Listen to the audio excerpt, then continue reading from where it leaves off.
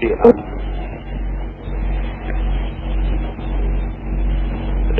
छोटी सी कहानी से मैं 3 दिनों की इन चर्चाओं को शुरू करना चाहूंगा।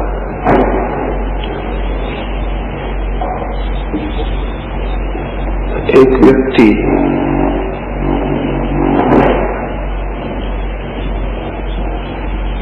बहुत विस्मरणशील था, छोटी छोटी बातें भी भूल जाता।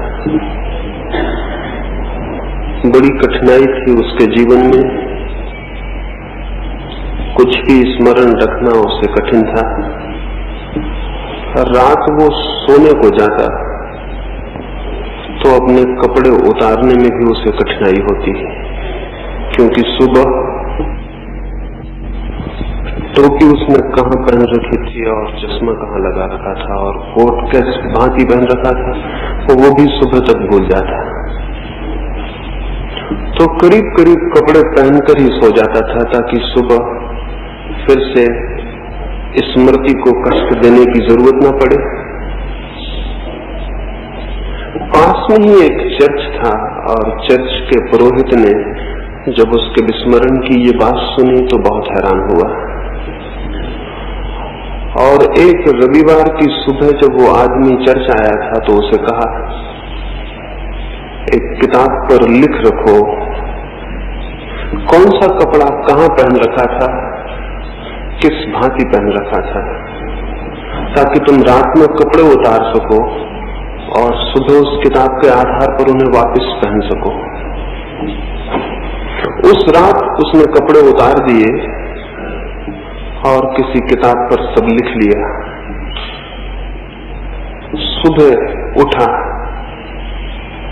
और सब तो ठीक था, टोपी सिर पर पहननी है ये भी लिखा था, कोट कहाँ पहनना है ये भी लिखा था, कौन सा मोजा किस पैर में पहनना है ये भी लिखा था, कौन सा जूता किस पैर में डालना है ये भी लिखा था। लेकिन वो ये लिखना भूल गया कि खुद कहाँ है, और तब बहुत परेशान हुआ। सब चीजें तो ठीक थी और सब चीजें कहाँ पहननी ये भी ज्ञात था, लेकिन मैं कहाँ हूं ये वो रात लिखना भूल गया था। वो सुबह मुंह अंधेरे ही पादरी के घर पहुंच गया। नग्न था बिल्कुल। पादरी भी देख के घबरा गया और पहचान न पाया। हमारी सारी पहचान तो वस्त्रों की है, नग्न व्यक्ति को देख के शायद हम भी न पहचान पाए कि वो कौन है। पादरी बहुत हैरान हुआ। उसने पूछा, आप कौन हैं और कैसे आए? उस व्यक्ति ने कहा, यही तो पूछने में भी आया हूं कि मैं कौन हूं और कहां हूं, क्योंकि बाकी सारे वस्त्र तो ठीक है, लेकिन रात में ये लिखना भूल गया, अपने बाबत लिखना भूल गया। पता नहीं उस धर्म पुरोहित ने क्या उसे कहा, उससे कोई संबंध भी नहीं। लेकिन इस कहानी से मैं इसलिए इन 3 दिनों की चर्चाओं को शुरू करना चाहता हूं, क्योंकि करीब करीब इसी हालत में हम सारे लोग हैं। हमें ज्ञात है बहुत सी बातें, जीवन का सब कुछ ज्ञात है, सिर्फ एक तथ्य को छोड़कर कि हम कहाँ हैं और कौन है। मैं कौन हूं इसका हमें कोई भी स्मरण नहीं है। और उस व्यक्ति के साथ तो बात ठीक भी थी, क्योंकि वो और सब बातें भी भूल जाता था, इसलिए ये बहुत स्वाभाविक मालूम होता है कि अपने को भी भूल जाए। लेकिन हमारे साथ बड़ी मुश्किल है, हमें और सब बातें तो याद है, ये हमें याद नहीं कि हम कौन हैं और कहाँ हैं। इसलिए उस पर हंसना उतना उचित नहीं है जितना अपने पर हंसना उचित होगा। विस्मरण उसकी आदत थी, विस्मरण हमारी आदत नहीं है, और सब कुछ हमें स्मरण है, सिर्फ एक बात स्मरण नहीं है। इसलिए हम कपड़े भी ठीक से पहन लेते हैं और जूते भी, और घर भी ठीक से बसा लेते हैं, लेकिन जीवन हमारा ठीक नहीं हो पाता है। जीवन हमारा ठीक होगा भी नहीं। जो केंद्रीय है जीवन में, उसकी हमें कोई स्मृति नहीं है। और मैंने कहा कि नग्न जब वो धर्म पुरोहित के द्वार पर खड़ा हो गया, तो धर्म पुरोहित भी पहचान नहीं पाया कि वो कौन थे, क्योंकि हम सभी एक दूसरों को वस्त्रों से पहचानते हैं। यहाँ हम इतने लोग आए हैं, अगर निर्वस्त्र आ जाएं तो कोई किसी को पहचान भी नहीं सकेगा कि कौन कौन है। लेकिन ये तो ठीक भी है कि हम दूसरों को वस्त्रों से पहचाने। बड़े मजे और आश्चर्य की बात तो यह है कि हम अपने को भी अपने वस्त्रों से ही पहचानते हैं। अपनी आत्मा का तो हमें कोई स्मरण नहीं, अपने स्वरूप का तो हमें कोई बोध नहीं, तो अपने वस्त्रों, और बहुत प्रकार के वस्त्र हैं। जो वस्त्र हम पहने हुए हैं वे धन के, पदवियों के, पदों के, सामाजिक प्रतिष्ठा के, अहंकार के, उपाधियों के, वो सारे वस्त्र हैं, और उनसे ही हम अपने को भी पहचानते हैं। वस्त्रों से जो अपने को पहचानता है, वो उसका जीवन यदि अंधकारपूर्ण हो जाए, यदि उसका जीवन दुख से भर जाए, पीड़ा और विपन्नता से, तो आश्चर्य नहीं है, क्योंकि वस्त्र हमारे प्राण नहीं है, वस्त्र हमारी आत्मा नहीं है। लेकिन हम अपने को अपने वस्त्रों से ही जानते हैं, उससे गहरी हमारी कोई पहुंच नहीं है। इन 3 दिनों में इन वस्त्रों के पार जो हमारा होना है, उस तरफ, उस दिशा में कुछ बातें आपसे कहूंगा, और ये स्मरण दिलाना चाहूंगा कि जो वस्त्रों में खोया है वो अपने जीवन को गंवा रहा है, और जो केवल वस्त्रों में अपने को पहचान रहा है वो अपने को पहचान ही नहीं रहा है, वो अपने को पा भी नहीं सकेगा। और जो व्यक्ति अपने को ही न पा सके, उसके और कुछ भी पा लेने का कोई भी मूल्य नहीं है। अपने को खोकर अगर सारी दुनिया भी पाई जा सके तो भी उसका कोई मूल्य नहीं है। एक और छोटी कहानी मुझे स्मरण आई, वो मैं कहूं, और फिर आज की सुबह इस आत्मविस्मरण के संबंध में जो मुझे कहना है वो आपको कहूंगा। 3 मित्र यात्रा पर निकले। पहली ही रात एक जंगल में उन्हें विश्राम करना पड़ा। खतरनाक स्थान था, जंगली जानवरों का डर था, डाकू और लुटेरों का भी भय था, अंधेरी रात थी। तो उन तीनों ने तय किया कि एक एक व्यक्ति जागता रहे, 2 सोए, एक जागा हुआ पहरा दे। एक तो उनमें गांव का पंडित था, एक उसमें गांव का लड़ाका बहादुर छत्री था, एक गांव का नाई था। नाई की ही सबसे पहले पैसा फेंका गया और उसका ही नाम पड़ा। वो रात पहरा देने के लिए पहले पैर बैठा। नींद उसे जल्दी आने लगी, दिन भर की थकान थी, तो किसी भांति अपने को जगाए रखने के लिए उसने बगल में अपने सोए हुए छत्री मित्र की हजामत बनानी शुरू कर दी। जागे रखने के लिए अपने को उसने अपने मित्र के सारे बाल काट डाले। उसका समय पूरा हुआ। तीसरा जो मित्र था, रात्रि के अंतिम पहर में उस पंडित का पहरा होने को था। उसके तो बाल नहीं थे, उसका सिर पहले से ही साफ था, उसके सारे बाल गिर गए थे। दूसरे मित्र का जैसे मौका आया, उस नाई ने उसे उठाया और कहा, मित्र उठो, तुम्हारा समय आ गया, अब मैं सोऊं।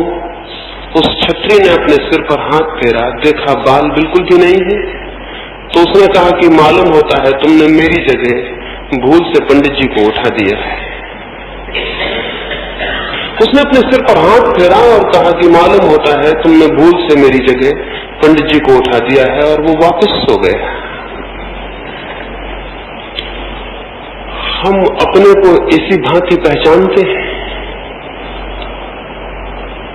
हमारी पहचान हमारे वस्त्रों तक है, अगर बहुत गहरी जाती हो तो अपने शरीर तक जाती है, तो वो भी वस्त्र से ज्यादा गहरा नहीं है। और भी गहरी जाती हो तो मन तक जाती है, मन भी वस्त्रों से ज्यादा गहरा नहीं है, लेकिन उससे गहरी हमारी कोई पहचान नहीं जाती। जीवन में सारा दुख और सारा अंधकार इस आत्म अज्ञान से पैदा होता है। केंद्र पर, अपने स्वयं के केंद्र पर अंधकार होता है और हम सारे रास्तों पर दिए जलाने की कोशिश करते हैं। वे सब दिए काम नहीं पड़ते, क्योंकि मेरे भीतर अंधकार होता है तो मैं जहां भी जाता हूं अपने साथ अंधकार ले जाता हूं। उन रास्तों पर भी जहां की मैंने प्रकाश के दिए जलाए हैं, मेरे पहुंचने से अंधकार हो जाता है, क्योंकि मैं अंधकार हूं। जब तक मैं स्वयं को नहीं जानता तब तक मैं अंधकार हूं। तो मैं अपने अंधकार को लिए फिरता हूं जीवन में, और सारे लोग अपने अपने अंधकार को लिए फिरते हैं। हम सब जहां इकट्ठे हो जाते हैं वहां अंधकार बहुत घना हो जाता है। एक एक व्यक्ति उतने अंधकार में है, और जहां पूरी मनुष्य जाति इकट्ठी हो वहां अंधकार बहुत घना हो जाता है। मनुष्य जाति के पिछले 3-4 हजार वर्षों का इतिहास इसी अंधकार का इतिहास है। फिर इस अंधकार से संघर्ष पैदा होता है, युद्ध पैदा होते हैं, हिंसा पैदा होती है। इस अंधकार से ईर्ष्या पैदा होती है, घृणा पैदा होती है, क्रोध पैदा होता है। इस अंधकार से विध्वंस पैदा होता है। हम खुद दुखी होते हैं, औरों को दुखी करते हैं। ये कोई 3-4 हजार वर्षों से चला है, और अब तक हम सफल नहीं हो पाए इस बात में कि एक ऐसा समाज निर्मित हो सके जिसका जीवन प्रकाश से आलोकित हो, प्रकाश से मंडित हो। क्या आपको ज्ञात है कि 3000 वर्षों में कोई 14,600 युद्ध हुए? केवल 3000 वर्षों में 14,600 युद्ध, कोई 15,000 युद्ध, प्रतिवर्ष 5 युद्ध। हम शायद लड़ते ही रहे हैं, हमने कुछ और नहीं किया। और ये तो बड़े बड़े युद्धों की बात है। रोज हम जो छोटी छोटी लड़ाइयां लड़ रहे हैं उनकी तो कोई गिनती नहीं है। जो हम रोज छोटी छोटी हिंसा कर रहे हैं उसका तो कोई आकलन नहीं, कोई गणना नहीं है। अगर 3000 वर्षों में 15,000 युद्ध हमें लड़ने पड़े हों तो क्या इससे ये सूचना नहीं मिलती है कि मनुष्य जाति का मस्तिष्क किसी बहुत गहरे रोग से पीड़ित है?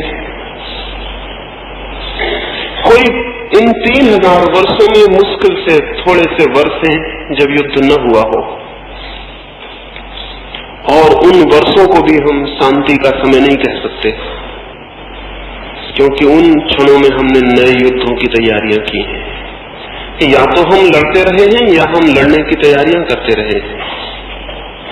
मनुष्य के पूरे इतिहास को 2 खंडों में बांटा जा सकता है, युद्ध के खंड और युद्ध की तैयारियों के खंड। शांति हमने अब तक नहीं जानी, और व्यक्तिगत जीवन में भी हम देखें तो शांति का कहीं कोई पता नहीं मिलेगा। कोई आनंद की किरण उपलब्ध नहीं होगी, कोई प्रेम का संगीत नहीं सुनाई पड़ेगा। हम सारे लोग यहाँ इकट्ठे हैं, कौन अपने भीतर प्रेम के संगीत को अनुभव करता है? कौन अनुभव करता है अपने भीतर सुगंध को, जीवन की? कौन अनुभव करता है जीवन की धन्यता को, कृतार्थता को? एक अर्थहीनता, एक मीनिंगलेसनेस हमें पकड़े है, लेकिन किसी भांति हम जिए जाते हैं कल की आशा में। शायद कल सब ठीक हो जाएगा, लेकिन जिसका आज गलत है उसका कल कैसे ठीक होगा? क्योंकि कल तो आज से ही निकलेगा, आज से ही पैदा होगा। अगर आज दुख से भरा है तो स्मरण रखें कल आनंद से भरा हुआ नहीं हो सकता है, क्योंकि कल का जन्म तो आज से होगा। कल आने वाला जीवन आप पैदा करेंगे, उसे आप प्रतिक्षण पैदा कर रहे हैं। तो यदि आज दुखी हैं तो जान लें कि कल भी दुखी रहेंगे। कल की आशा में, कल की सुख की आशा में आज के दुख को झेला तो जा सकता है, लेकिन कल के सुख को निर्मित नहीं किया जा सकता। कल के आनंद की कल्पना में आज की पीड़ा को सहा जा सकता है, लेकिन कल के आनंद को पैदा नहीं किया जा सकता। इसलिए आनंद है केवल आशा और जीवन है दुख। ऐसा हमारे सबके अनुभव में है। ये कोई सिद्धांत की बात नहीं है। जो भी अपने जीवन को थोड़ा सा खोलकर देखेगा उसे ये दिखाई पड़ेगा। ये सीधे तथ्य है। जीवन के संबंध में पहला तथ्य यही है कि जिस भांति हम उसे जी रहे हैं उस भांति कहीं कोई आनंद का फूल उसमें नहीं लगता है और न लग सकता है। इसलिए कल की आशा पर कल ठीक हो जाएगा, कल आने वाले वर्ष या आने वाली जिंदगी में, परलोक में, पुनर्जन्म में सब ठीक हो जाएगा। ये सब कल की आशा का विस्तार है। कोई सोचता हो कि इस जन्म के बाद अगले जन्म में सब ठीक हो जाएगा, वो उसी तरह की भ्रांति में है जिस तरह की भ्रांति में जो सोचता है आज दुख है, कल शांति, कल सुख हो जाएगा। कोई सोचता हो मोक्ष में सब ठीक हो जाएगा तो भ्रांति में है, क्योंकि कल मुझसे पैदा होगा। आने वाला जन्म भी, मोक्ष भी, जो भी होने वाला है वो मुझसे पैदा होगा। और अगर मेरा आज अंधकारपूर्ण है तो कल मेरा प्रकाशित नहीं हो सकता। फिर क्या हम निराश हो जाएं और कल की सारी आशा छोड़ दें? मैं आपसे कहता हूं निश्चित ही कल के प्रति कोई आशा रखने का कारण नहीं है, लेकिन इससे निराश होने का भी कोई कारण नहीं है। आज के प्रति आशा से भरा जा सकता है, आज को परिवर्तित किया जा सकता है। मैं जो हूं उस होने में क्रांति लाई जा सकती है। मैं कल क्या होऊंगा इसके द्वारा नहीं, बल्कि जो मैं अभी हूं उसके ज्ञान, उसके बोध, उसके प्रति जागरण से, उसे जान लेने से आत्म स्मृति से क्रांति उत्पन्न हो सकती है। यदि मैं जान सकूं स्वयं को तो वो दिया उपलब्ध हो जाएगा जो मेरे जीवन से अंधकार को नष्ट कर दे। और स्वयं को जाने बिना और न कोई दिया है और न कोई प्रकाश है, न कोई आशा है। पहली बात, हम स्वयं को नहीं जानते हैं। ये जान लेना स्वयं को जानने के प्रति पहला चरण है। कोई सोचता हो कि मैं स्वयं को जानता हूं तो स्वयं को जानने के प्रति द्वार बंद हो जाएंगे। और धर्म की बहुत सी शिक्षाओं ने, संस्कृति ने, इधर हजारों वर्ष से दोहराए गए सिद्धांतों ने, आत्मा और परमात्मा की बातों ने हम में से बहुतों को ये भ्रम पैदा कर दिया है कि हम अपने को जानते हैं। इस भ्रम ने हमारे आत्म अज्ञान को गहरा किया है। स्वयं को जानने के भ्रम से बड़ा, इन शब्दों और सिद्धांतों के आधार पर स्वयं को जानने के भ्रम से बड़ा आत्मज्ञान में और कोई दूसरा अटकाव, कोई दूसरी दीवार, कोई दूसरा अवरोध नहीं। छोटे से बच्चे भी जानते हैं कि हम आत्मा हैं और बूढ़े भी दोहराते हैं कि हम आत्मा हैं। ये सब हैं। ये सत्ता का अनुभव हो तो जीवन बिल्कुल दूसरा हो जाए। ये सिद्धांत है, ये स्वयं की प्रतीति और साक्षात हो तो जीवन नया हो जाए और जीवन आनंद से भर जाए। लेकिन इन शब्दों को हमने सहारों की भांति पकड़ा हुआ है। अज्ञान में इन शब्दों से पैदा हुए झूठे ज्ञान को हमने बहुत तीव्रता से पकड़ा है। उसे छोड़ने में भी भय मालूम होता है। इसलिए जैसे जैसे आदमी मृत्यु के करीब पहुंचता है वैसे वैसे इन शब्दों को और जोर से पकड़ लेता है।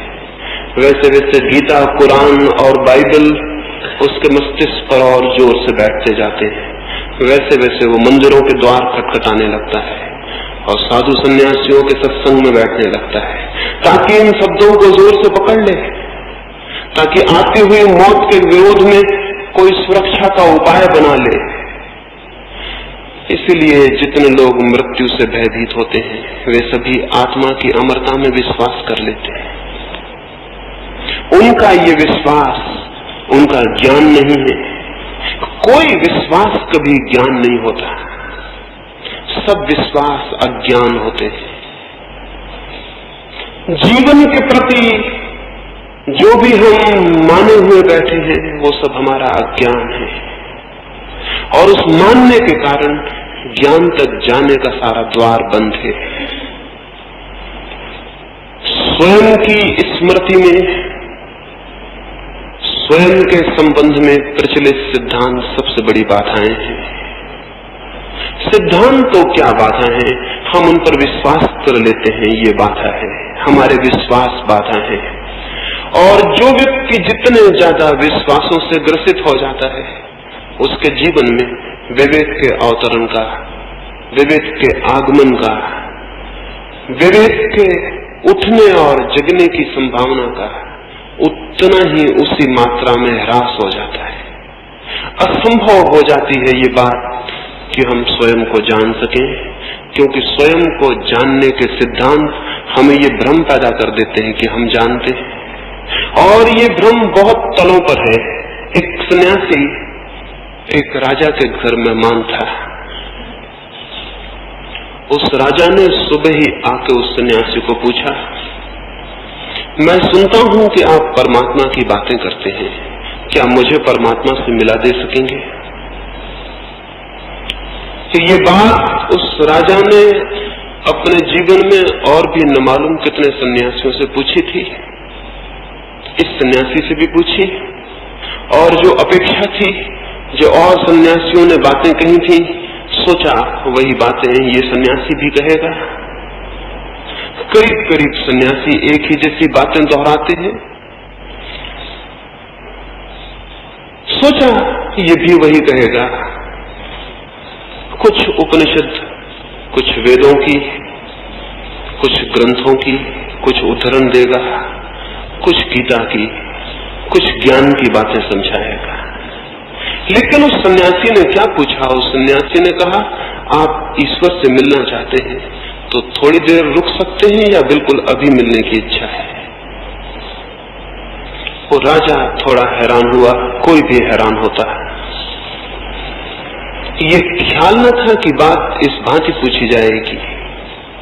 सोचा शायद समझने में भूल हो गई है। उसने कहा कि शायद आप समझे नहीं, मैं परमात्मा से ऊपर जो परमात्मा उससे मिलने की बात कर रहा हूं। उस सन्यासी ने कहा, समझने में भूल का कोई कारण नहीं, मैं तो उस परमात्मा के सिवाय और किसी की बात करता ही नहीं। अभी मिलना चाहते हैं या थोड़ी देर ठहर सकते हैं? उस राजा ने कहा, जब आप कहते ही हैं तो मैं अभी ही मिलना चाहूंगा। ऐसे उसकी कोई तैयारी नहीं थी इतने जल्दी परमात्मा से मिलने की, और किसी की भी इतने जल्दी कोई तैयारी नहीं होती। ईश्वर के खोजियों से पूछा जाए अभी मिलना चाहेंगे तो वो भी कहेंगे कि हम थोड़ा सोच कर आते हैं, विचार के आते हैं। हम थोड़ा मित्रों से पूछ ले, पति हो तो पत्नी से पूछ ले, पत्नी हो तो पति से पूछ ले, हम जरा अपने घर के लोगों से पूछ ले, फिर हम लौट के आते हैं। इसी वक्त तो ईश्वर से मिलने को कौन तैयार होगा? वो राजा भी तैयार नहीं था। लेकिन जब बात ही, मुसीबत ही आ पड़ी थी सिर पर, तो उसने कहा कि ठीक है, आप कहते हैं तो मैं अभी मिल लूंगा। सन्यासी ने कहा, लेकिन इसके पहले कि मैं आपको परमात्मा से मिलाऊं, ये छोटा सा कागज है, इस पर अपना परिचय लिखते हैं। और लिखा उसने जो उसका परिचय था। बड़े राज्य का राजा था, महल का पता, वो सब लिखा। सन्यासी ने पूछा कि क्या मैं मान लूं यही आपका परिचय है? क्या मैं मान लूं कि कल आप भिखारी हो जाएं और राज्य छिन जाए तो बदल जाएंगे? उस राजा ने कहा कि नहीं, राज्य छिन जाए तो भी मैं तो मैं ही रहूंगा। तो सन्यासी ने कहा कि फिर राजा होना आपका परिचय नहीं हो सकता, क्योंकि राज्य छिन जाने पर भी आप रहेंगे और आप ही रहेंगे, भिखारी होने पर भी आप ही रहेंगे, तो फिर राजा होना आपका परिचय नहीं हो सकता। और ये जो नाम लिखा है, माँ बाप दूसरा नाम भी दे सकते थे, और आप भी चाहें तो दूसरा नाम रख ले सकते हैं, उससे भी बदल नहीं जाएंगे। उस राजा ने कहा नाम से क्या फर्क पड़ता है, मैं तो मैं रहूंगा, नाम कोई भी हो। तो सन्यासी ने कहा इसका अर्थ हुआ कि आपका कोई नाम नहीं है, नाम केवल काम चलाऊ बात है, कोई भी नाम काम दे सकता है, इसलिए नाम भी आपका परिचय नहीं है। तो फिर क्या मैं मानूं कि आपको अपना परिचय पता नहीं है? क्योंकि दो ही बातें आपने लिखी हैं, राजा होना और अपना नाम। उस राजा ने वो कागज वापस ले लिया और कहा मुझे क्षमा करें, अगर मेरा नाम, मेरा धन, मेरा पद और मेरी प्रतिष्ठा मेरा परिचय नहीं है, तो फिर मुझे पता नहीं कि मैं कौन। उस सन्यासी ने कहा फिर परमात्मा से मिलाना बहुत कठिन है, क्योंकि मैं किसको मिलाऊं, मैं किसकी खबर भेजूं, कौन मिलना चाहता है, मैं किसकी खबर भेजूं, कौन मिलना चाहता है। जाओ और खोजो कि कौन हो, और जिस दिन खोज लोगे उस दिन मेरे पास नहीं आओगे कि परमात्मा से मिला दूं, क्योंकि जिस दिन तुम स्वयं को पालोगे उस दिन उसे भी पालोगे जो सबके भीतर है, क्योंकि जो मेरे भीतर है और जो किसी और के भीतर है और जो सबके भीतर है वो बहुत गहरे में संयुक्त है और एक है और समग्र है। लेकिन इस मैं का तो हमें कोई भी पता नहीं है।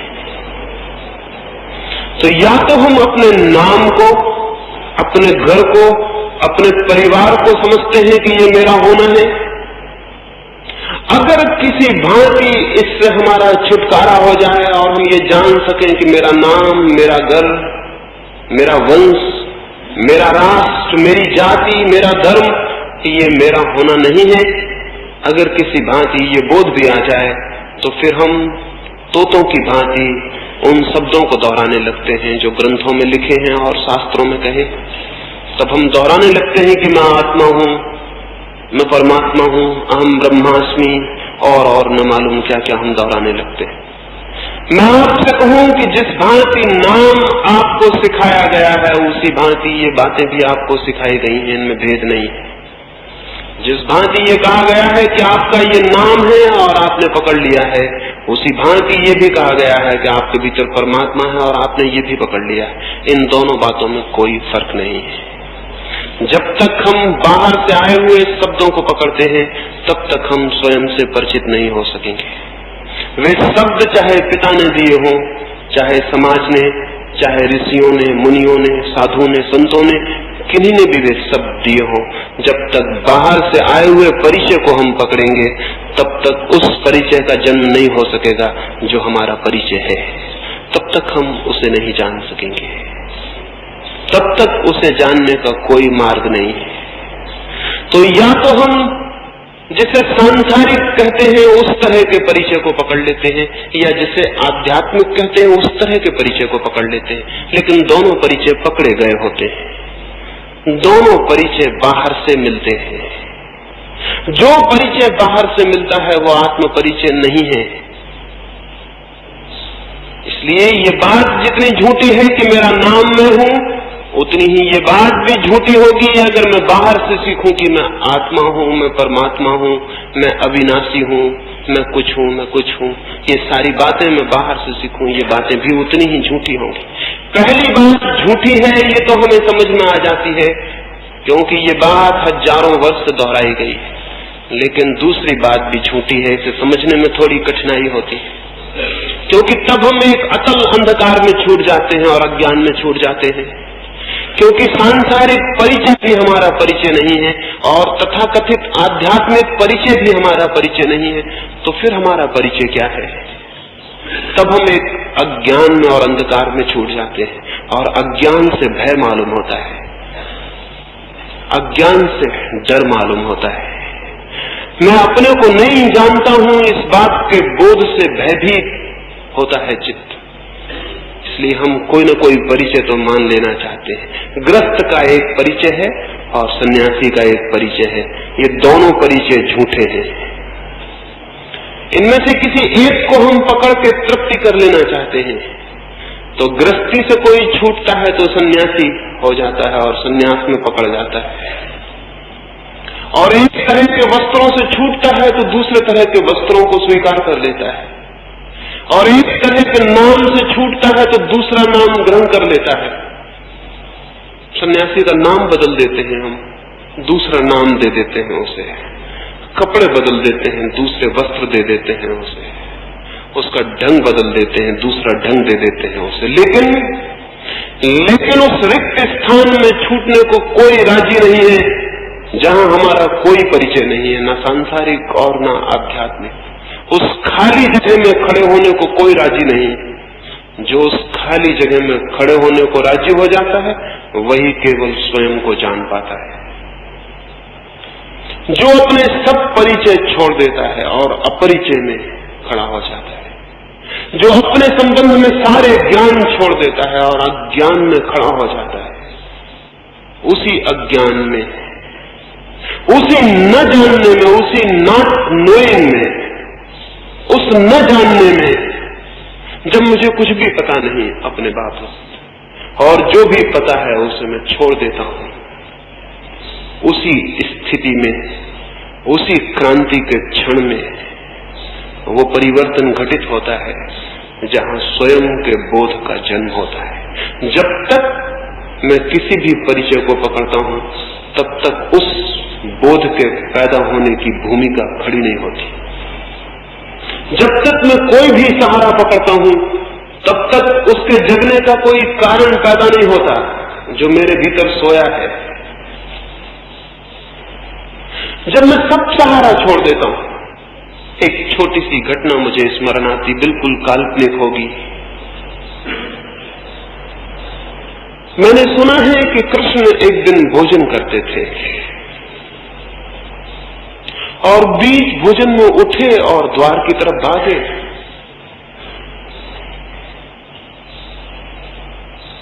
जो उन्हें भोजन कराते थे उन्होंने कहा, क्या करते हैं, कहां भागते हैं, बीच भोजन में उठते हैं? उन्होंने कहा, मेरा एक भक्त बहुत कष्ट में पड़ा हुआ है, दुष्ट उसे सता रहे हैं, उसे पत्थर मार रहे हैं। ये कहते वो भागे, द्वार के बाहर भी निकल गए, लेकिन द्वार से फिर वापस लौट आए, भोजन करने बैठ गए। तो जिन्होंने पहला प्रश्न पूछा था उन्होंने पूछा, आप लौट आए बीच से? उन्होंने कहा, उस भक्त ने खुद भी पत्थर अपने हाथ में उठा लिया है, अब मेरे जाने की वहां कोई जरूरत नहीं रह गई। अभी लोग उसे मार रहे थे, वो निहत्था असहाय खड़ा हुआ झेल रहा था। मेरी जरूरत थी, अब उसने पत्थर खुद भी उठा लिए हैं, अब मेरी कोई भी जरूरत नहीं। कहानी तो काल्पनिक ही होगी, लेकिन मनुष्य के जीवन में जो भी सोया है, चाहे उसे कोई नाम दे, सत्य कहें, आत्मा कहें, परमात्मा या कोई और नाम दे, कृष्ण कहें, क्राइस्ट कहें या कुछ और कहें, जो भी भीतर सोया है, जब तक आप बेसहारा नहीं हो जाएंगे तब तक उसके उठने के और जगने का कोई कारण नहीं है। जब तक आप कुछ पकड़ लेंगे तब तक वो सोया रहेगा, और जब आपकी कोई पकड़ नहीं होगी और हाथ खाली हो जाएंगे और आप बेसहारा खड़े हो जाएंगे, जब आपकी कोई सुरक्षा नहीं रह जाएगी, कोई सहारा नहीं रह जाएगा, कोई परिचय, कोई ज्ञान, और आप निपट अज्ञान में और बेसहारा खड़े होने का साहस करेंगे, उसी क्षण केवल वो जागता है जो हमारे भीतर सोया है। उसी क्षण वहां स्फुरना होती, उसी क्षण वहां कोई बीज टूटता है और अंकुरित होता है, उसी क्षण वहां कोई अंधकार टूटता है, कोई ज्योति जागती, उसके पहले नहीं, उसके पहले असंभव है, उसके पहले बिल्कुल असंभव है। क्योंकि उसके पहले हम कोई न कोई पूरक, कोई न कोई सब्स्टिट्यूट खोज लेते हैं, हम खोज लेते हैं। तो उसे जो सोया है उसे जागने का कोई कारण नहीं रह जाता। हम पत्थर उठा लेते हैं, फिर कठिनाई हो जाती है और हम कोई न कोई परिचय पकड़ लेते हैं, कोई न कोई वस्त्र पकड़ लेते हैं, कोई न कोई रूप, कोई न कोई आकृति, कोई न कोई नाम, कोई न कोई शब्द, कोई न कोई सिद्धांत पकड़ लेते हैं। अज्ञान ढक जाता है और ज्ञान के जन्म का कोई कारण नहीं रह जाता। ज्ञान के आगमन के लिए पहला द्वार स्वयं के भीतर अपने समग्र अज्ञान की स्वीकृति है। तो आज की सुबह मैं आपको कहना चाहूंगा, ज्ञानी न बने, अपने अज्ञानी होने को जाने। ज्ञानी बनना बहुत आसान है, अपने अज्ञान को जानना और स्वीकार कर लेना बहुत दुस्साहस की बात है। क्योंकि ज्ञानी बनने में अहंकार की सहज तृप्ति होती है, अज्ञान को स्वीकार करने में अहंकार एकदम टूट के दो टुकड़े हो जाता है, उसके खड़े होने की कोई जगह नहीं रह जाती। ज्ञानी होने में अहंकार की खूब तृप्ति है। तो पंडित जितना अहंकारी हो जाता है उतना तो जगत में कोई अहंकारी नहीं होता। उपदेशक जितने अहंकार से भर जाते हैं उतना तो कोई अहंकारी नहीं होता। जितना ये ज्ञान की बातें करने वाले लोग अहंकार से पीड़ित हो जाते हैं उतना तो कोई और अहंकारी नहीं होता। ये हम जितना ज्यादा हमें ये ख्याल पैदा होता है कि कुछ शब्दों को इकट्ठा करके, कुछ विचारों को इकट्ठा करके हमने जान लिया, मैं जान गया हूं, जानते तो हम कुछ भी नहीं, हमारा मैं जरूर मजबूत होता है और भर जाता है। और फिर जिस चीज से भरने लगता है उसको हम इकट्ठा करने लगते हैं। कोई धन इकट्ठा करने लगता है, क्योंकि धन के इकट्ठे करने से अहंकार बढ़ता हुआ मालूम पड़ता है। कोई बड़े महल बनाने लगता है, ताजमहल खड़े करने लगता है, कोई कुछ और करने लगता है, क्योंकि उससे अहंकार बढ़ता है। कोई त्याग करने लगता है क्योंकि उससे अहंकार बढ़ता है। और हमारा अहंकार बड़ा सूक्ष्म है, वो निरंतर अपने को भरने की कोशिश करता है। अगर त्याग को प्रशंसा मिलती हो, आदर होता हो, तो हम त्याग कर सकते हैं, उपवास कर सकते हैं, धूप में खड़े रह सकते हैं, सिर के बल खड़े रह सकते हैं, शरीर को सुखा सकते हैं। अगर चारों तरफ जय जयकार होता हो तो हम मरने को राजी हो सकते। नहीं तो कोई शहीद मरने को राजी होता? कोई मरने को राजी होता? लेकिन अहंकार को अगर तृप्ति मिलती हो तो हम सूली पर भी लटकते वक्त मुस्कुरा सकते हैं और प्रसन्न हो सकते हैं। एक फकीर था नसीरुद्दीन, फकीर हुआ उसके पहले एक राजा के घर वजीर था। राजा और नसीरुद्दीन एक दफा शिकार करने को गए। एक जंगल में रास्ता भटक गए और एक छोटे से गांव में सुबह सुबह रास्ता खोजते हुए पहुंचे। भूख लगी थी। एक घर में गए और उन्होंने नाश्ते के लिए प्रार्थना की। उस गरीब आदमी के पास 2-4 अंडे थे, उसने कुछ बनाया अंडों से और उन्हें भेंट किया। चलते वक्त राजा ने कहा, कितना पैसा हुआ? उस देश की मुद्रा में उस गरीब आदमी ने कहा 50 रुपया। राजा बहुत हैरान हुआ, 2-4 अंडों की कीमत 2-4 पैसे भी नहीं थी, 50 रुपया। उसने वजीर नसीरुद्दीन से पूछा, क्या बात है? Are eggs so rare in this part of the country? क्या इस हिस्से में अंडे इतने कम मिलते हैं? उस नसीरुद्दीन ने कहा कि नहीं, eggs are not rare sir, but kings are.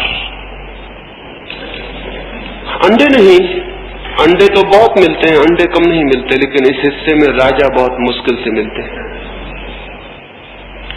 वो राजा 50 रुपए देने की कल्पना भी नहीं करता था, लेकिन जैसे ही उसे पता चला राजा बहुत मुश्किल से मिलते हैं, उसने 50 रुपए दिए और 50 रुपए इनाम दी नसीरुद्दीन को कि तुमने बहुत अद्भुत बात कही। 50 रुपए अंडे के भी चुकाए और 50 रुपए इनाम भी दी। क्यों? बड़ी तृप्ति हुई। राजा बहुत मुश्किल से मिलते हैं। ये जो हमारी अस्मिता है, रोज रोज इस बात की तृप्ति खोजती रहती है। जिस चीज से आप न्यून होते जाते हैं वही चीज आपके अहंकार की तृप्ति करने लगती है। एक नगर में एक महल ऊपर उठने लगता है, जब तक दूसरे मकानों के बराबर होता है तब तक कोई तृप्ति नहीं होती। जब दूसरे मकानों से ऊपर उठने लगता है तो तृप्ति होनी शुरू हो जाती है। और जितना ऊपर उठने लगता है और जिस दिन अकेला रह जाता है, उस गांव में एक ही रह जाता है ऊंचा मकान, उस दिन खूब तृप्ति होने लगती है। न्यूनता, अहंकार मानता है न्यूनता। कोई त्याग करने लगता है, कोई धन इकट्ठा करने लगता है, कोई विचार का संग्रह करने लगता है, ज्ञानी बनने लगता है। और जिस दिन वो ज्ञानी बनता जाता है और अकेला, और धीरे धीरे लगता है वो अकेला ही रह गया, मालिक उस ज्ञान का और कोई भी मालिक नहीं, उस दिन बड़ी गहन तृप्ति होने लगती है। लेकिन अहंकार जितना जितना पुष्ट हो जाता है, स्वयं को जानना उतना ही असंभव हो जाता है।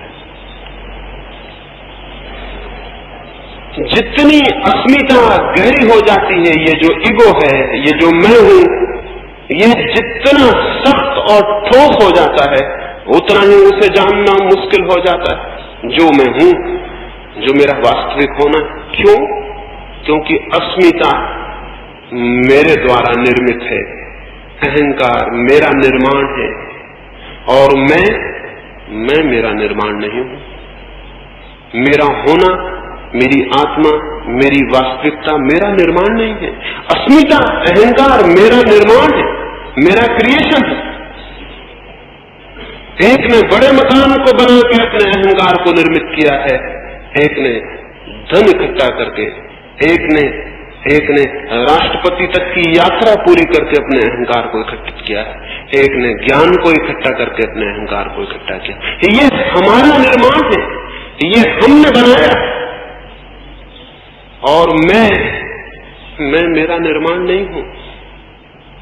तो वो जो मेरे भीतर अनिर्मित है, असृष्ट है, जो मेरे भीतर मेरे जानने, मेरे होने के पहले है, मेरे करने के पहले है, मेरे जन्म के पहले जो मेरे भीतर है, उसे जानने के लिए जिस अहंकार को मैंने निर्मित किया है, ये बाधा बन जाएगा। इसलिए न तो त्यागी जानता है, और न ज्ञानी, और न धनी, और न पदलोलुप, और न महत्वाकांक्षी। कौन जानता है?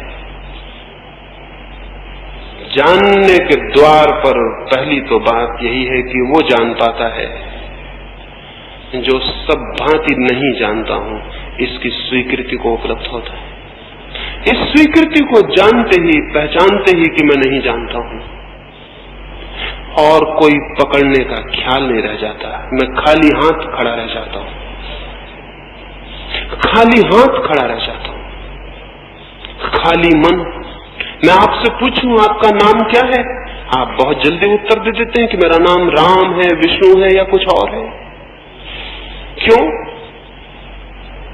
इतने विश्वस्त हैं कि ये आपका नाम है। कभी सोचा, कभी विचारा कि मैं ये क्या कह रहा हूं? एक जल्दी से नाम निकल आता है, हम नाम उत्तर दे देते हैं, बात खत्म हो जाती है।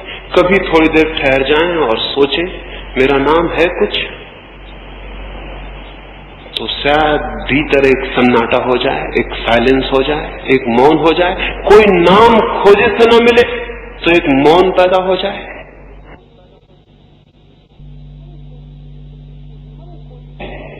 हम कोई किसी से प्रश्न पूछते हैं, उसे मालूम होता है तो शीघ्र उत्तर दे देता। मालूम होने का मतलब, अगर उसकी स्मृति में कुछ होता है तो उत्तर दे देता है। मैं पूछूं दो कितने होते हैं, आप कह देते हैं 4, क्योंकि आपकी स्मृति ने सीख रखा है 2 4 होते हैं। पूछा, उत्तर दे दिया। मैं आपसे पूछूं भीतर कौन है, आप कह दें आत्मा, ये भी स्मृति ने सीख रखा है 2 4 वाला उत्तर दे दिया गया। लेकिन स्मृति ज्ञान नहीं है। तो स्वयं की खोज में पूछते वक्त कि मैं कौन हूं, उत्तर की अपेक्षा न करें, क्योंकि जो भी उत्तर आएगा वो स्मृति से आएगा, झूठा होगा, सीखा हुआ होगा। सब सीखी हुई बातें झूठी होती, ज्ञान नहीं बनती। कुछ भी सीखा हुआ ज्ञान नहीं बनता है। जीवन में जो क्षुद्र है वो सीखा जा सकता है, क्योंकि वो बाहर है। जीवन में जो विराट है वो सीखा नहीं जा सकता, क्योंकि वो भीतर है। जो भीतर है उसे बाहर से नहीं सीखा जा सकता, उसे जाना जा सकता है, उसे उघाड़ा जा सकता है, उसे डिस्कवर किया जा सकता है, उसे पहचाना जा सकता है, लेकिन सीखा नहीं जा सकता। उसे जाना जा सकता है, लेकिन याद नहीं किया जा सकता। तो जब भी प्रश्न पूछे कि मैं कौन हूं, और वो मनुष्य कभी धार्मिक न हो पाएगा जिसने अपने से ये न पूछा हो कि मैं कौन, और वो मनुष्य कभी सत्य को न जान पाएगा, और कभी आनंद को भी उपलब्ध न हो पाएगा जिसने अपने प्राणों की सारी गहराई में न पूछा हो कि मैं कौन हूं। और अगर कोई भी उत्तर आता हो तो उत्तर को इनकार कर दे, क्योंकि उत्तर सीखा हुआ होगा, स्मृति से आया हुआ होगा। और स्मृति तो केवल वही जानती है जो सीख लिया गया है। स्मृति उसे नहीं जानती जिसे हम नहीं जानते। जो अज्ञात है, अननोन है, जो अभी अपरिचित है, उसे स्मृति नहीं जानती। स्मृति तो जो सीख लिया गया उसका संग्रह है। स्मृति के उत्तर को इनकार करें, स्मृति कहे विष्णु हो तो उसे जाने दें, उसे पकड़े ना। स्मृति कहे आत्मा हो, उसे जाने दें, उसे पकड़े ना। स्मृति कहे परमात्मा हो, स्मृति कहे कुछ भी नहीं केवल पदार्थ हो। अगर नास्तिक घर में पले तो स्मृति कहेगी कुछ भी नहीं है केवल शरीर हो। अगर धार्मिक घर में पले स्मृति कहेगी आत्मा हो, अजर अमर आत्मा हो। ये दोनों शिक्षाएं हैं, इनको छोड़ दें। नास्तिक को आस्तिक को जाने दें, ग्रंथों से आए हुए उत्तर को जाने दें। फिर क्या होगा? जब कोई उत्तर ना आएगा तो क्या होगा? जब किसी उत्तर की स्वीकृति न होगी तो क्या होगा? भीतर एक सन्नाटा हो जाए, एक मौन खड़ा हो जाए, एक साइलेंस पैदा हो जाएगी, और उसी मौन से, उसी सन्नाटे से, उसी शून्य से उस चीज का अनुभव आना शुरू होता है जो स्वयं का होना है। पूछे मैं कौन हूं, और कृपा करके किसी उत्तर को न पकड़े। पूछे मैं कौन हूं और प्रश्न ही रह जाने दें, उत्तर नहीं। और प्रश्न को ही गूंजने दें, और प्रश्न को ही प्राणों में छाने दें, और प्रश्न को ही उतरने दें गहरा। और कोई उत्तर न पकड़े, क्योंकि सभी उत्तर सीखे हुए होंगे। कोई उत्तर हिंदू का, मुसलमान का, जैन का न पकड़े, सब उत्तर सीखे हुए होंगे। प्रश्न रह जाए मैं कौन हूं, तीर की भांति प्राणों को छेदता हुआ। सिर्फ प्रश्न रह जाए मैं कौन हूं, और कोई उत्तर न हो, तो आप हैरान होंगे। उसी अंतराल में, उसी खाली जगह में, उसी मौन में वो किरण उतरनी शुरू होगी स्वयं की। स्वयं को जानने का पहला साक्षात, स्वयं के अनुभव का पहला बोध, पहला प्रकाश उतरना शुरू होगा। आज की सुबह निवेदन करना चाहता हूं, पूछें अपने से मैं कौन हूं, और किसी उत्तर को स्वीकार न करें जो बाहर से आया हुआ हो। किसी उत्तर को स्वीकार न करें, चाहे वो किसी भगवान के अवतार का उत्तर हो, चाहे किसी तीर्थंकर का, चाहे किसी ईश्वर पुत्र का, चाहे किसी पैगंबर का, चाहे किसी बुद्ध पुरुष का, किसी का भी उत्तर हो उसे स्वीकार न करें। परमात्मा की खोज के मार्ग पर, सत्य की खोज के मार्ग पर जो भी बीच में आ जाए उसे विदा कर दें, उसे कहें हट जाओ। चाहे वो तीर्थंकर हो, चाहे ईश्वर पुत्र हो, चाहे भगवान स्वयं हो, उसे कहें कि रास्ता छोड़ दो। मैं जानना चाहता हूं, तो मुझे किसी के भी उत्तर को स्वीकार करने की कोई गुंजाइश नहीं है। मैं देखना चाहता हूं, तो मैं किसी दूसरे की उधार आंख से नहीं देख सकता। और मेरे प्राण स्पंदित होना चाहते हैं, तो मेरा हृदय धड़केगा तो ही ये हो सकता है, किसी और के हृदय की धड़कन से ये नहीं हो सकता। ये जो हमारा सीखा हुआ ज्ञान है, ये हमारे ज्ञान के जन्म में बाधा है। अज्ञान नहीं, झूठा ज्ञान सीखा हुआ ज्ञान बाधा है। अज्ञान नहीं, ज्ञान, सीखा हुआ ज्ञान अवरोध है, वही रोक रहा है, वही दीवार बन के खड़ा है। अज्ञान तो अत्यंत निर्दोष स्थिति में खड़ा कर देगा, बहुत इनोसेंस में खड़ा कर देगा, बहुत सरलता में, बहुत निरअहंकार स्थिति में खड़ा कर देगा। इसलिए एक बात, और जो इस बात को पूरा न कर सके वो आगे खोज नहीं कर सकेगा। जो अपने अज्ञान को स्वीकार न कर सके वो आगे खोज नहीं कर सकेगा। सोक्रेटिस के समय में एक व्यक्ति को देवी आती थी, पता नहीं, और उस व्यक्ति से किसी ने पूछा, जब वो आविष्ट था देवी से, पूछा कि यूनान में सबसे बड़ा ज्ञानी कौन है? उसने कहा सोक्रेटिस, सुकरात। वो सुकरात के पास गया और उसने सुकरात से पूछा कि ये घोषणा हुई है, देवी घोषणा है कि तुम यूनान के सबसे बड़े ज्ञानी हो।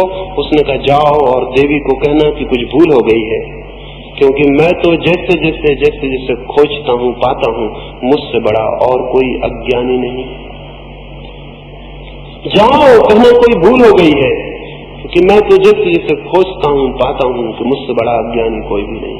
जब मैं बच्चा था तो मुझ में थोड़ा ज्ञान था, कई बातें मुझे लगती थी कि मैं जानता हूँ। जब मैं जवान हुआ तो मेरा ज्ञान और कम हो गया, मुझे कई बातें पता चली कि वो मेरा बचपना था, मैं जानता नहीं था। और अब जब मैं बूढ़ा हो गया हूं तो मैं पाता हूं कि जो भी मैं जानता था वो कुछ भी नहीं जानता था। अब तो एक अज्ञान मुझे घेर रहा है, मुझे लगता है मैं कुछ भी नहीं जानता। वो व्यक्ति वापस गया और उसने जाके कहा कि सुकरात तो कहता है कि मैं परम अज्ञानी हूं और मैं कुछ भी नहीं जानता हूं।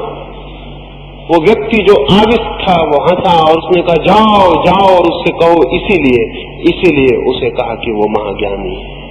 इसीलिए कहो, इसीलिए कहा कि वो महाज्ञानी है, क्योंकि ज्ञान के अवतरण की भूमिका है अपने अज्ञान को पूरी तरह जान लेना, स्वीकार कर लेना, पहचान लेना। जैसे ही हम अज्ञान को स्वीकार करते हैं, जैसे ही हम जानते हैं कि नहीं जानते हैं, वैसे ही एक परिवर्तन, एक क्रांति घटित हो जाती है। वैसे ही एक पर्दा गिर जाता है अहंकार का, जानने का, और एक मौन और एक शांति अवतरित हो जाती है। अंतिम रूप से आज तो सिर्फ प्रश्न उठाता हूं, वो आपके भीतर गूंजे, मैं कौन हूं। लेकिन अगर वो प्रश्न मेरा है तो बेकार है, उसका कोई उपयोग नहीं होगा। क्योंकि जब मैं कहता हूं किसी दूसरे के उत्तर को स्वीकार न करना, तो क्या मैं ये कहूंगा किसी दूसरे के प्रश्न को स्वीकार कर लेना? अगर वो प्रश्न मेरा है और आप उसे जाके दोहराएं कि मैं कौन हूं, तो वो प्रश्न झूठा, इम्पोर्टेंट होगा, उसमें कोई बल ना होगा, कोई शक्ति ना होगी। वो प्रश्न आपका हो तो ही आपके प्राणों में स्पंदन ला सकता है। वो प्रश्न आपका हो तो ही आपके प्राणों में आंदोलन ला सकता है। वो प्रश्न आपका हो तो ही तीर की भांति आपके गहरे से गहरे अंतस्थल तक पहुंच सकता है। क्या आपके भीतर प्रश्न है? क्या आपके भीतर अपना प्रश्न है? क्या जीवन आपके मन में प्रश्न नहीं उठाता है? क्या जीवन आपको जिज्ञासा से नहीं भरता? क्या जीवन आपके सामने ये सवाल खड़ा नहीं करता है कि मैं कौन हूं, ये क्या है? क्या आप एकदम बहरे और अंधे हैं?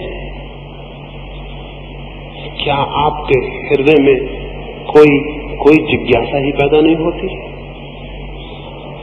अगर होती हो कोई जिज्ञासा, अगर होता हो कोई प्रश्न खड़ा, अगर होती हो कोई प्यास मन में जानने की, पहचानने की, जीवन के सत्य को पाने की, तो उसे इकट्ठा कर ले और उसे एक प्रश्न बन जाने दें। क्योंकि जो और चीजों के संबंध में पूछने जाता है वो दूर निकल गया, उसने बुनियादी प्रश्न छोड़ दिया। बुनियादी प्रश्न तो स्वयं से शुरू होता है, मैं कौन हूं।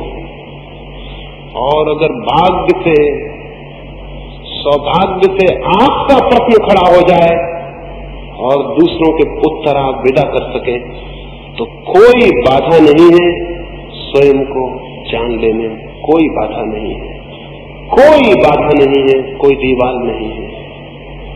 लेकिन बहुतों के मन में प्रश्न ही नहीं है,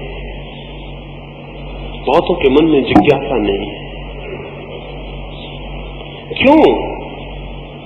ये तो असंभव है कि प्रश्न कहीं न कहीं न हो, ये तो असंभव है भीतर प्रश्न कहीं न कहीं न हो, फिर भी जिज्ञासा नहीं बनती मालूम पड़ती। क्या होगा कारण? कारण है साहस की कमी है। क्यों? हम केवल वे ही प्रश्न पूछते हैं जिनके उत्तर हमें मालूम है। हम केवल वे ही प्रश्न पूछते हैं जिनके उत्तर हमें मालूम है। मजे से प्रश्न भी पूछ लेते हैं, उत्तर भी दे देते हैं और जीवन में समाधान हो जाता है। हम वे प्रश्न पूछते ही नहीं जिनके उत्तर हमें मालूम नहीं, क्योंकि उन प्रश्नों का पूछना हमारे अज्ञान का उद्घाटक होगा। इसलिए डरते हैं, इसलिए भयभीत रहते हैं, उन प्रश्नों से दूर रहते हैं, उन प्रश्नों से बचते हैं जिनसे हमारे अज्ञान का उद्घाटन हो जाए। साहस चाहिए प्रश्न पूछने को, हिम्मत चाहिए, और हमारा तो उल्टा है हिसाब। जब साहस के और हिम्मत के दिन होते हैं तब तो हम कहते हैं ये धर्म की उम्र ही नहीं। जब बुढ़ापा आ जाए, मौत करीब आने लगे, तब फिर धर्म के दिन आते हैं। जितना साहस कम होता जाए और बल कम होता जाए और जितनी खोज की आकांक्षा कम होती जाए, हम समझते हैं कि तब धर्म के दिन आते हैं। मंदिरों में, चर्चों में बूढ़े लोग इकट्ठे हैं जो या तो मर चुके हैं या मरने वाले हैं, वो लोग वहां इकट्ठे हैं। और धीरे धीरे ये ख्याल पैदा हो गया है कि वो इन्हीं लोगों का काम है। मैं आपसे निवेदन करता हूं, बूढ़ा मन तो कभी धर्म के सत्य को जान ही नहीं सकता। बूढ़ा आदमी नहीं कह रहा हूं, बूढ़ा मन, बूढ़ा मन तो कभी जान ही नहीं सकता। चाहिए युवा मन, चाहिए यंग माइंड, चाहिए बल से भरा हुआ मन, साहस से दूर की यात्रा करने का, अज्ञात की यात्रा करने का साहस हो तो प्रश्न खड़े हो जाएंगे। और तब वे ही प्रश्न खड़े होंगे जिनके उत्तर नहीं मालूम है, और जिन प्रश्नों के उत्तर नहीं मालूम है अगर वे खड़े हो जाएं तो जीवन में एक नए प्रभात की शुरुआत होती है, एक नया मंगल प्रारंभ होता है। उसकी तरफ आंखें उठनी शुरू होती हैं जो सत्य है, सुंदर है, शिव है, उसकी तरफ जो परमात्मा है, उसकी तरफ जो हमारा वास्तविक होना है, और उसे जानकर जीवन का सारा दुख वैसे ही विसर्जित हो जाता है जैसे किसी अंधकारपूर्ण ग्रह में कोई दिया जला दे और सारा अंधकार विलीन हो जाए। कैसे ये दिया जल सकता है, उसकी चर्चा आने वाली चर्चाओं में मैं करूंगा। जो प्रश्न आपके हों और प्रश्न होने चाहिए, उनको संध्या उत्तर दूंगा। आने वाले 2 दिनों में, लेकिन तभी आए जब आपको ये ख्याल स्पष्ट होने लगे कि आपका कोई प्रश्न भीतर जग रहा है। अन्यथा आने की कोई जरूरत नहीं है, कोई कारण नहीं है। अगर आपको लगे कि आपको ये एहसास होता है कि आप नहीं जानते हैं, तो आए, तो कुछ खोज हो सकती है, तो हम मिलकर कुछ यात्रा तय कर सकते हैं। तो कुछ मैं अपने हृदय की आपसे बातें कहूं, इसलिए नहीं कि आप उनको स्वीकार कर लें, इसलिए नहीं कि आप उन पर विश्वास कर लें, इसलिए नहीं कि आप उनको अपनी मान्यता बना लें, इसलिए नहीं कि मेरी बातें आपका ज्ञान बन जाए, नहीं बन सकती हैं और न उन्हें बनाने की जरूरत है। लेकिन इसलिए कि शायद यहां हम इकट्ठे हों और विचार करें और आपकी जिज्ञासा तीव्र हो जाए और आपकी प्यास गहरी हो जाए और जिस प्यास से आप अपरिचित हैं उसका बोध हो जाए, शायद एक खोज का प्रारंभ हो जाए, शायद एक बीज आपके भीतर टूट जाए और एक अंकुर बनने लगे, शायद एक नया जीवन और एक नई गति और एक नए मनुष्य होने की शुरुआत हो जाए। इसलिए 3 दिन थोड़ी सी बातें मैं आपसे करूंगा। आज तो प्रश्न खड़ा करता हूं, उस प्रश्न को साथ लिए जाएं रात उसे सांस लिए सो जाएं और थोड़ा प्रयोग करके देखें। उत्तर जो भी आता हो उसे बाहर हटा दें, उत्तर जो भी आता हो उसे इनकार कर दें और प्रश्न को गहरा होने दें। जहां आपने उत्तर पकड़ा प्रश्न वही मर जाएगा, जहां आपने उत्तर पकड़ा प्रश्न वही समाप्त हो जाएगा। तो अगर प्रश्न को गहरे जाने देना है तो उत्तर मत पकड़ना। जब प्रश्न ही प्रश्न रह जाए और कोई उत्तर मन में न हो, तब कोई चीज जगनी शुरू होगी, तब कोई हमारे भीतर से दौड़ेगा हमारी सहायता को, तब कोई हमारे भीतर से उठेगा हमारी सहायता को, तब हमारे भीतर कोई जगेगा जो सोया है, और वही आत्म परिचय बन जाता है, वही आत्मज्ञान बन जाता है। मैं कौन हूं? शोपेनहावर एक सुबह कोई 3 बजे रात जल्दी उठ गया और एक बगीचे में गया। बगीचे में था अंधेरा और शोपेनहावर था विचारक। एकांत पाके जोर जोर से खुद से बातें करने लगा। कोई था नहीं इसलिए कोई डर भी नहीं था। कोई होता है तो हम दूसरे से बातें करते हैं, कोई नहीं होता तो हम अपने से बातें करते हैं। वो भी अपने से बात करने लगा, कोई भी नहीं था। माली की नींद खुली, उसने सोचा रात 3 बजे कौन आ गया है यहाँ, और फिर बातें करता हुआ घूम रहा है, अकेले ही मालूम होता है। माली डरा, सोचा शायद कोई पागल है। उसने लालटेन उठाई, अपना भाला उठाया और गया और दूर से चिल्ला के पूछा डर के मारे, कौन हो? शोपेनहावर हंसने लगा। हंसने से माली और घबरा गया, निश्चित ही पागल है। सुबह सुबह रात आ गया, अपने से बातें करता घूमता है। पूछा कौन हो, उत्तर क्यों नहीं देते?